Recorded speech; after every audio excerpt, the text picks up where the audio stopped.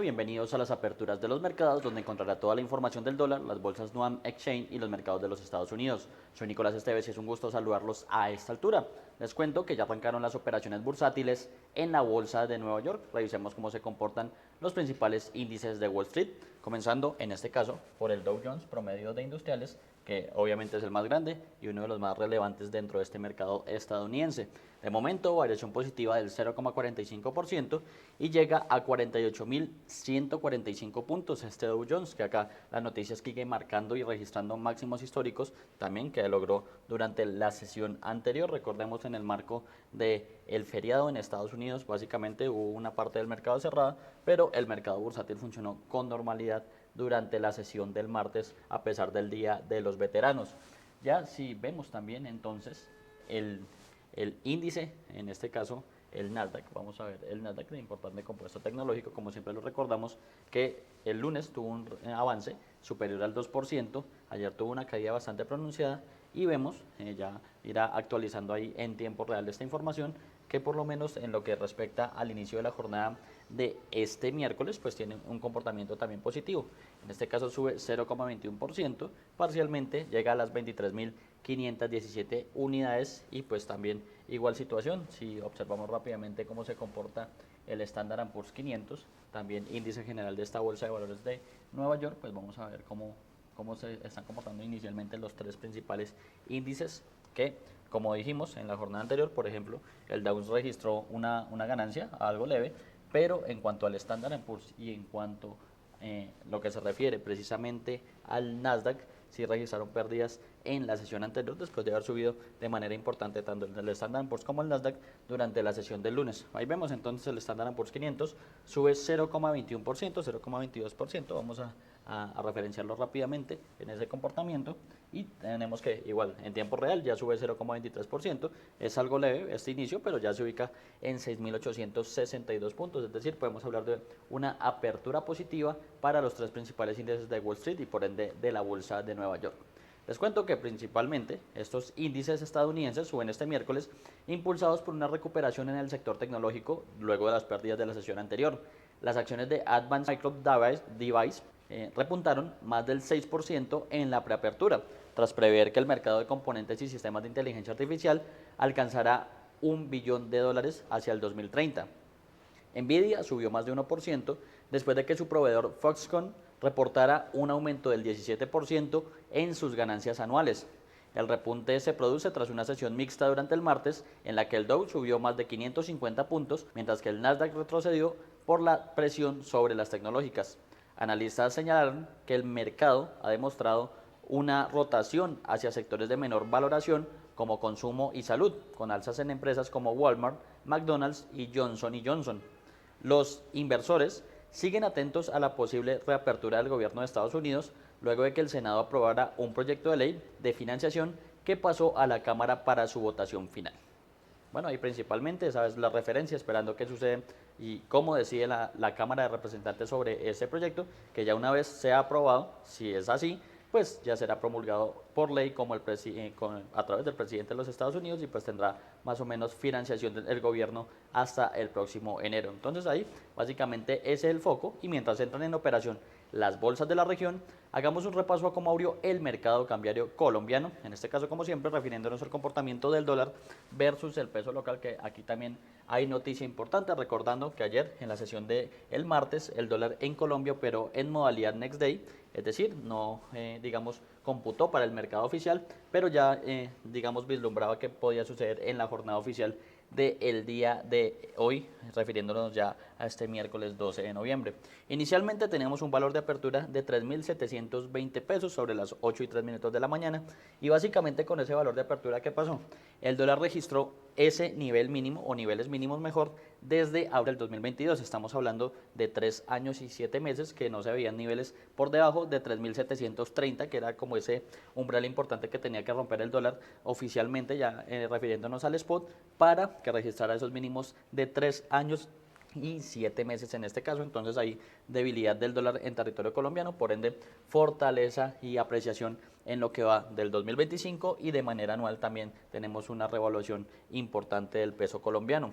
Ya pues vemos a esta altura, digamos, recortó un poco de esas pérdidas el dólar en territorio colombiano y ya opera sobre 3.728 pesos. En este caso, nuestra referencia a comparar será el cierre en el spot de la jornada del lunes, que fue la última jornada oficial y que recordemos fue de 3.753 pesos a esta altura. Y bueno, inicialmente teníamos una caída de 33 pesos, pero ya a esta altura tenemos una caída de 25 pesos, sigue operando a la baja, pero pues como dijimos, recortó mejor algo de esas pérdidas iniciales. Eso sí, sigue operando en mínimos desde abril del 2022.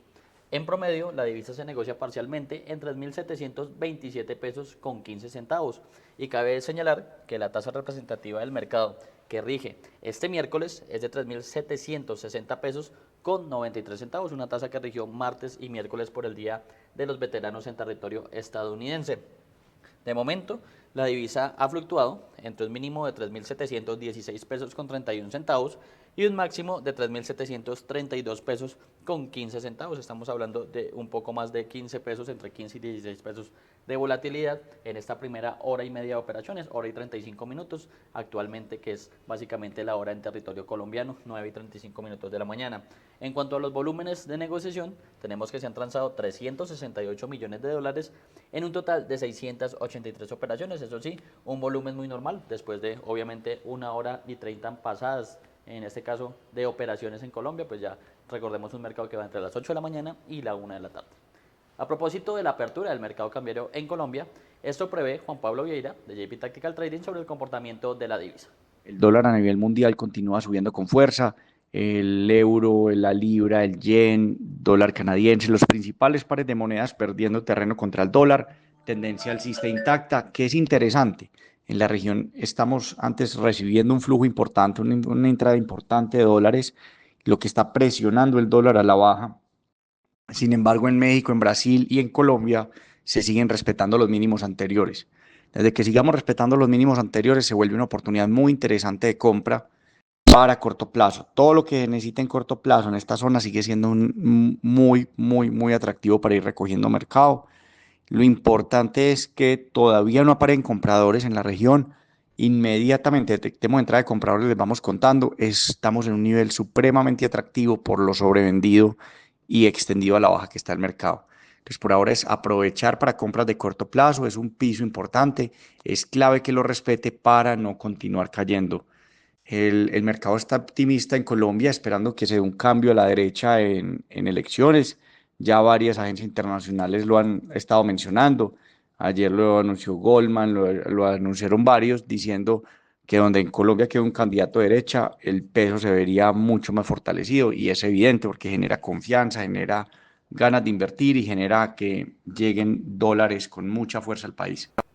Bueno, con ese balance que nos hace Juan Pablo, precisamente para esa jornada oficial que recordemos va entre las 8 de la mañana y la 1 de la tarde, pero revisemos ahora el dólar, pero en el plano internacional, medido a través del DXY, indicador que mide la fortaleza de la moneda estadounidense frente a una canasta de principales pares que incluye el euro, el franco suizo, el yen japonés, la libra esterlina, por nombrar en este caso los más relevantes precisamente dentro de esa canasta. Entonces, de momento tenemos una variación leve, algo positiva también del DXY a nivel internacional, 0,11, 0,12. Ahí vemos cómo va cambiando esto en tiempo real, pero podemos decir que se ubica entre 99,58 y 99,56 puntos, es decir, leve variación. Eso sí, se fortalece un poco frente a sus principales pares y obviamente a la espera de lo que suceda en la Cámara de Representantes en Estados Unidos y pues ya que todo conduce básicamente al cierre, o mejor, al levantamiento del cierre del gobierno federal, que ya es récord en Estados Unidos y que al día de hoy cumple 43 días. Es decir, pues estamos hablando de un cierre bastante importante de las funciones federales en Estados Unidos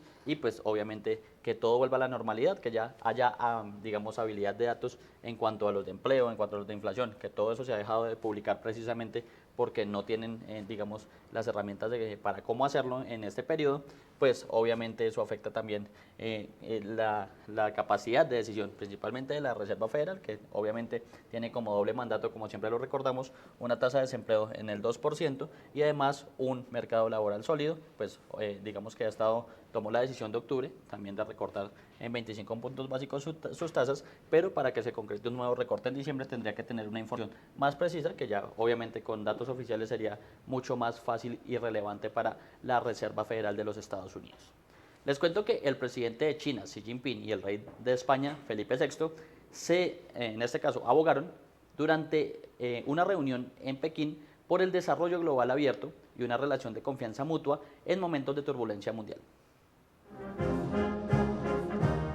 El presidente de China, Xi Jinping, recibió el miércoles en Pekín al rey Felipe VI de España. Ambos jefes de Estado abogaron por un desarrollo global abierto y una relación de confianza mutua en momentos de turbulencias mundiales. Su Majestad ha visitado China en múltiples ocasiones y es un buen amigo del pueblo chino. La familia real española ha realizado contribuciones destacadas al avance de las relaciones entre China y España. Una relación sólida, relaciones bilaterales de confianza mutua, bajo los principios de respeto y de prosperidad compartida. El monarca español comenzó la víspera su primera visita de Estado al gigante asiático desde que asumió el trono en 2014. Según datos de la Casa Real de España, China es el mayor socio comercial del país europeo en Asia y el cuarto a nivel mundial.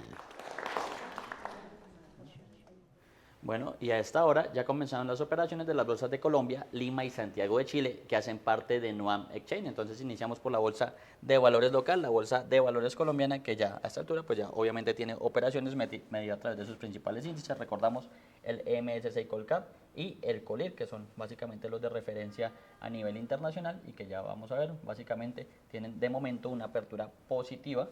Hablando en este caso del MSCI Colcap, sube parcial de 0,09% y parcialmente llega a 2.083,74 unidades, esto en el arranque de la jornada de este miércoles, es decir, un arranque positivo, pero algo leve para este principal índice de la Bolsa de Valores de Colombia, que básicamente a través del MSCI es que se mide la fortaleza del mercado bursátil colombiano.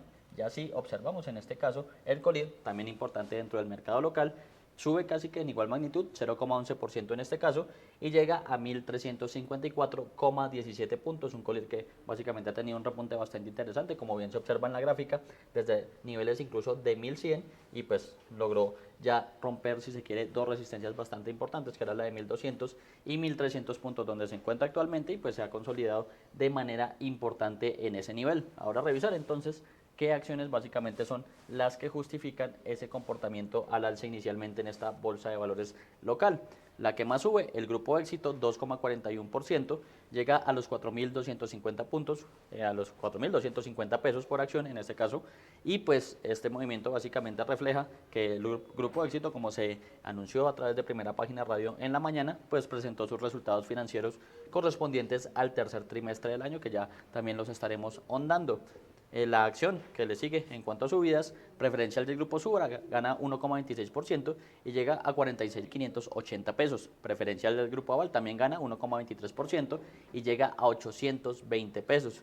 Grupo Bolívar, de su acción ordinaria, gana 0,70% y llega a 86.800 pesos. Terpel también, que ayer anunció la creación de una filial para explorar negocios en República Dominicana, sube 0,61% y llega a 16.600 pesos. La ordinaria del Grupo Argos sube 0,45%, llega a 17.720 pesos. Preferencial de vivienda también gana, aunque digamos en una menor magnitud, 0,21% y llega a 28.600 pesos. Preferencial del Grupo Cibes llega a los 59.660 pesos con una ganancia del 0,13% y preferencial Corfi colombiana sube 0,12% y llega a 17.300 pesos. En este caso son 9 las acciones que registran comportamiento positivo a esta altura y en la apertura de esta bolsa de valores de Colombia.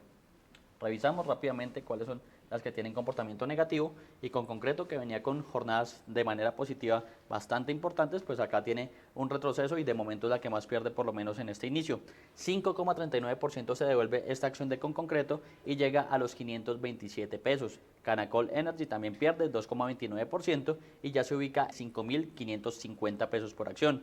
Ecopetrol también se tiñe de rojo parcialmente, 1,32% retrocede y llega a los 1.865 pesos. Ecopetrol, recordando que en la jornada anterior tuvo una asamblea extraordinaria de accionistas y pues básicamente se aprobaron algunas reformas a los estatutos de la compañía que permiten deliberación y sesionar con menos miembros y pues ya eso digamos que habilita una mayor disponibilidad de acciones en cuanto a la toma de decisiones para la petrolera colombiana.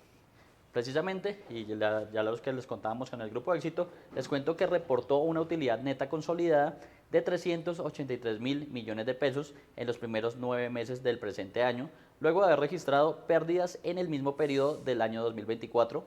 Y cabe señalar que entre julio y septiembre las ganancias fueron de 143.000 millones de pesos con un margen del 2,7%.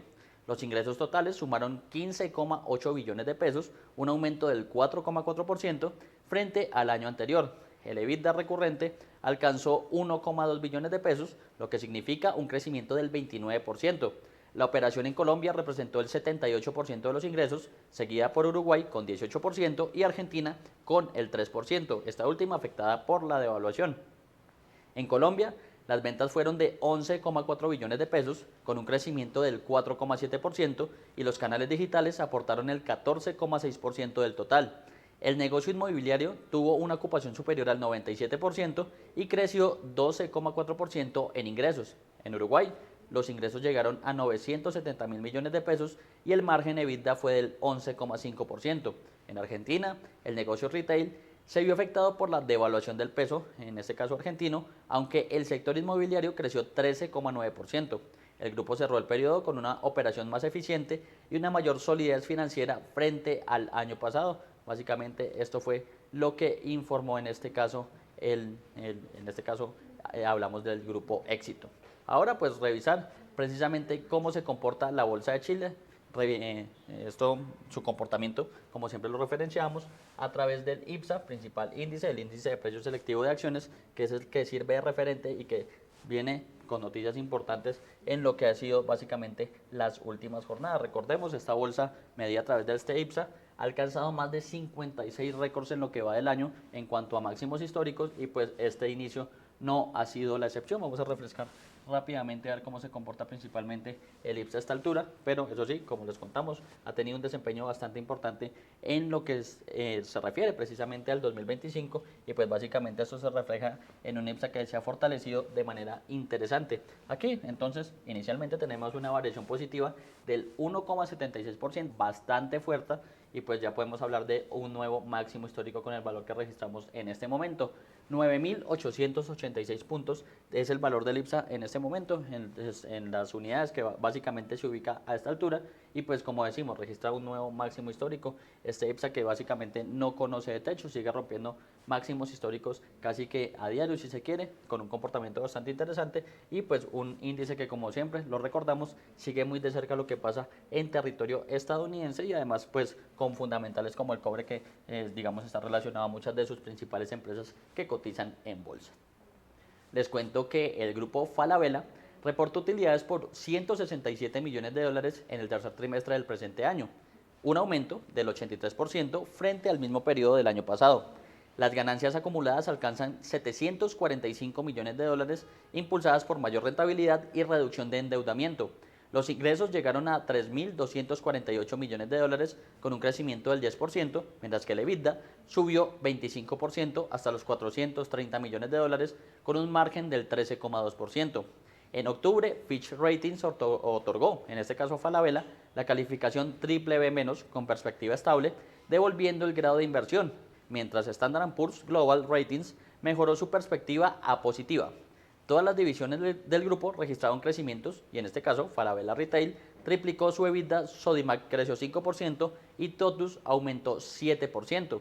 Sus ingresos, en este caso puntualmente ese 7%. Plaza subió 37% sus ventas y Banco Falabella alcanzó colocaciones por 7.400 millones de dólares.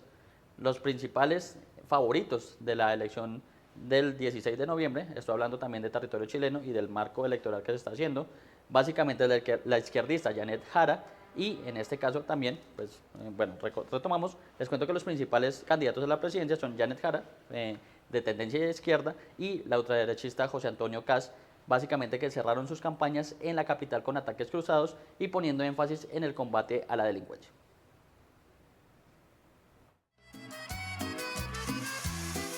Los principales favoritos para la elección presidencial del domingo en Chile cerraron sus campañas con ataques cruzados.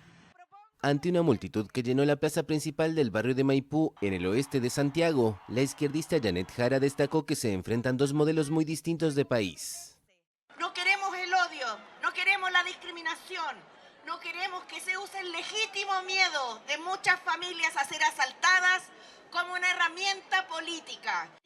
Exministra del gobierno de Gabriel Boric, Jara encabeza una coalición de 9 partidos de centroizquierda. Hoy lidera las encuestas, pero sin la intención de voto suficiente para abrochar un triunfo en primera vuelta.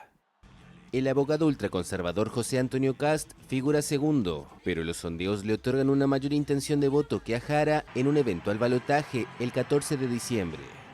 En el Movistar Arena, en el centro de la capital, unas 10.000 personas eufóricas lo acompañaron ondeando banderas chilenas. Allí reiteró su intención de crear un gobierno de emergencia para enfrentar la delincuencia. Esta será la victoria de millones de chilenos que no se rindieron, que levantaron la voz y que dijeron basta, basta de atropellos, basta de inseguridad, basta de miedo y de temor. Kast acusó a Jara de ser la continuadora de un gobierno fracasado, liderado por Boric. Ambos candidatos han enfocado su campaña en el combate a la delincuencia y la migración irregular. Bueno, y ahora mirar el tercero en cuestión, como siempre, la Bolsa de Lima, que también hace parte de este NUAM y que de momento tiene una variación positiva a través del índice general, que es el de referencia internacional. 0,35% sube y llega a 38.414 puntos. De momento, fortaleza también de la Bolsa de Valores de Lima, y vimos que Colombia y Chile también arrancaron con ganancias, al igual entonces en territorio limeño, en territorio peruano. También revisar entonces el MSCI NUAM Select, que es básicamente el que reúne las 15 acciones más líquidas de este mercado, y sube con más fuerza, 0,91%, ya se acerca nuevamente al nivel clave de los 1.000 puntos que había ya alcanzado y que perdió hace algunas semanas, pero ya vemos que estaba operando muy cerca nuevamente a ese máximo que había alcanzado. De momento se ubica en 994,79 puntos, y pues básicamente entonces Colombia, Chile y Perú en verde. Podemos hablar de apertura positiva para los mercados NUAM en la jornada de este miércoles. Ya retomando los mercados de los Estados Unidos, les cuento que los rendimientos de los bonos del Tesoro bajan durante esta sesión, ya que los inversores celebraron el progreso para poner fin al cierre del gobierno. Los inversores son optimistas después de que el Senado aprobara el lunes un proyecto de ley para financiar al gobierno federal hasta enero y poner fin al cierre más largo de la historia de los Estados Unidos, que duró, o en este caso, ya cumple 43 días. El proyecto de ley, que se aprobó con 60 votos a favor y 40 en contra, con el apoyo de casi todos los senadores republicanos y algunos demócratas, se enviará a la Cámara de Representantes. Si se aprueba en dicho estamento, el presidente Donald Trump aún debe firmarlo para convertirlo en ley. El cierre ha retrasado la publicación de datos económicos clave desde el inicio, o en este caso, como lo referenciamos, el índice de precios del consumidor hasta el índice de precios del productor y los informes de nóminas no agrícolas, así como la tasa de desempleo.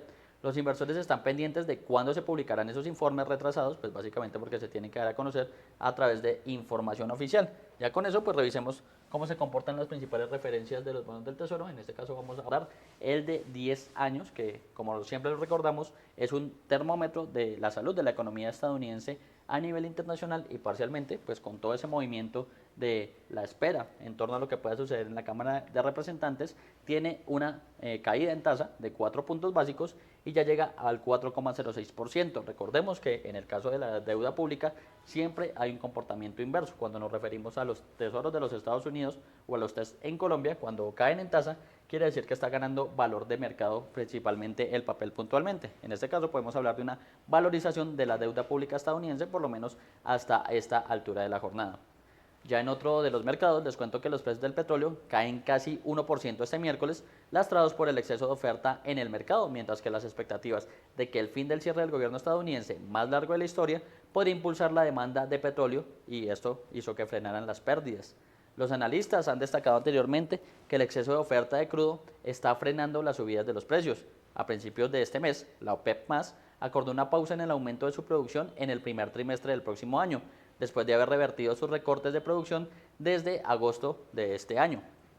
La Cámara de Representantes de Estados Unidos, controlada por los republicanos, votará más tarde un proyecto de ley ya aprobado por el Senado, que restablecería la financiación de las agencias gubernamentales hasta el próximo 30 de enero. Mientras tanto, la Agencia Internacional de Energía pronosticó en su informe anual Perspectivas de la Energía Mundial que la demanda de petróleo y gas podría seguir creciendo hasta el 2050. La proyección presentó una desviación de la expectativa anterior de la agencia, que básicamente apuntaba que la demanda mundial de petróleo alcanzaría su punto máximo durante esta década, ya que básicamente se había tenido en cuenta el tema de la transición energética. La agencia o el organismo internacional se alejó de un método de pronóstico basado en compromisos climáticos y volvió a uno que solo tiene en cuenta las políticas existentes. La Organización de Países Exportadores de Petróleo y la Administración de Información Energética de los Estados Unidos también publicarán sus perspectivas durante este miércoles. Bajo este contexto, pues revisemos cómo se comportan las principales referencias del petróleo, hablando del Brent y del WTI de referencia estadounidense. Comenzamos por el Brent, el de referencia mundial y básicamente de referencia europea, recordando siempre que sirve para Ecopetrol, para Petrobras en sus temas financieros, básicamente es su fundamental, y decíamos que caía casi 1%, refiriéndonos a la sesión asiática y a la sesión europea, pero ya con el arranque de los mercados en los Estados Unidos vemos que profundiza ese comportamiento negativo. De momento cae 2,64% y ya llega a $63.44 por barril, un petróleo de referencia Brent que había alcanzado incluso los $60, como se observa, si alcanzamos a observar básicamente lo que ocurría en esta parte de la gráfica, alcanzó los $65 durante las sesiones anteriores y básicamente se devolvió nuevamente a los 63 con esa caída importante del 2% a esta altura de la jornada. También entonces revisar el WTI de referencia estadounidense, que básicamente es el que está más expuesto al tema de la información de la Agencia Internacional de Energía, la Agencia de Información Energética también como lo hacíamos, y que básicamente va a publicar también proyecciones en lo que respecta a la jornada de este miércoles. De momento tenemos un WTI, un West Texas Intermediate, cayendo incluso un poco más fuerte, 2,93%, y ya nuevamente se ubica bien por debajo de los $60, específicamente $59.25 el barril a esta altura. Un petróleo pues básicamente que ayer había tenido un comportamiento al alza, al igual que el Brent, y pues ya esta jornada vuelve a ser de altibajos y cae ya casi 3%. Esto pues teniendo el mercado petrolero, si se quiere, a nivel internacional de rojo. En ausencia de Donald Trump en la COP30, el gobernador demócrata de California, Gavin Newsom, se hizo presente durante este martes en Belén para defender la lucha contra el cambio climático y de paso arremeter contra su némesis político. Gavin Newsom, please. En ausencia de Donald Trump en la COP30, el gobernador demócrata de California, Gavin Newsom, se hizo presente el martes en Belém para defender la lucha contra el cambio climático y, de paso, arremeter contra su némesis político. La ausencia de la mayor economía del mundo en un evento de tal relevancia marca un hito histórico. Esta es la primera vez que Estados Unidos no envía una delegación oficial a una conferencia climática mundial, un vacío que quedó aún más claro por la postura de Donald Trump, quien sigue minimizando la crisis climática. Donald Trump está redoblando la estupidez, quiero decir, está redoblando el uso del carbón en Ohio, y aquí estamos hablando de abundancia y energía renovable. Aquí estamos hablando de mucha adversidad desde una mentalidad sostenible. El contraste es bastante extraordinario. Para Trump, el cambio climático es una estafa, mientras promueve la explotación de los combustibles fósiles. Pero California, bajo el liderazgo de Newsom, continúa avanzando a pasos agigantados hacia un futuro sostenible. El compromiso de California es fuerte y estamos en esto a largo plazo. Donald Trump es temporal. Donald Trump is temporary. Newsom, quien ha sido mencionado como posible candidato presidencial en 2028, subrayó que el compromiso con el Acuerdo de París es fundamental. Durante una visita a un centro de bioeconomía de Belém, el gobernador no dudó en afirmar que un presidente demócrata, al asumir el cargo, regresaría inmediatamente al tratado internacional. Sin duda, sin vacilación, es un compromiso moral, es un imperativo económico, es ambos. Es una abominación que él se haya retirado del acuerdo 2 veces, no una. A pesar de la política climática regresiva de Trump, gobiernos locales como los de California y Nuevo México siguen liderando la acción contra la crisis. Mientras los líderes globales buscan soluciones, la lucha continúa, independientemente de la postura del gobierno federal. Aunque la administración de Trump ha recortado fondos para energías limpias y bloqueado proyectos clave como la energía eólica, los gobiernos locales mantienen su determinación. Con esta información nos despedimos, pero los invitamos a seguir conectados a Primera Página Televisión, canal de los negocios.